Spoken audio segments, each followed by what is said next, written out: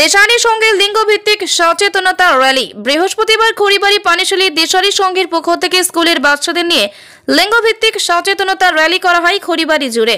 এদিন র্যালিটি খড়িবাড়ি সমষ্টি উন্নয়ন দপ্তর থেকে শুরু হয়ে খড়িবাড়ির বিভিন্ন প্রান্ত হয়ে পুনরায় সমষ্টি উন্নয়ন দপ্তরে এসে শেষ হয়।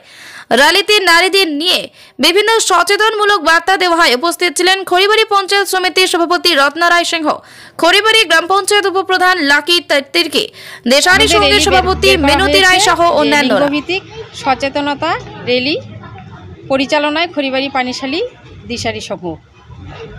আমরা বার্তা দিতে চাই যে মেয়েরা অনেক অবহেলার শিকার হয়। যতই আমরা বলি যে ছেলে মেয়ে সমান, কিন্তু প্রত্যেক ব্যাপারেই আমরা দেখি মেয়েরা সবসময় অবহেলার শিকার হয়। মেয়েরা সব কিছু থেকে বঞ্চিত থাকে, যেমন কর্মক্ষেত্রে সমান পরিমাণ মজুরি পায় না, তবে শিক্ষাক্ষেত্রেও তাই হয়। মেয়েদের কম বয়সে বিয়ে দেওয়া হয় পড়াশোনা না করে, ছেলেদের সব সময় আমরা এগিয়ে নিয়ে যাই। তারপরে দেখা যায় যে মেয়েরা যদি যৌন হেনস্থা হয় তখন আমরা মেয়েটাকেই মানে দোষারোপ করি, কিন্তু সেটা আমাদের ভুল। আমরা সমাজকে দোষারোপ করি, আমাদের সমাজে এইভাবেই তৈরি করেছে। আমরা যে মেয়ে যৌন হেনস্থা হয়েছে তার পাশে দাঁড়াবো, তারপরে তাকে সাহস যোগাবো। তারপরে দেখা যায় যে অনেক মেয়ে কর্মক্ষেত্রে গিয়ে তারা সেইভাবে যৌন হেনস্থা হয়।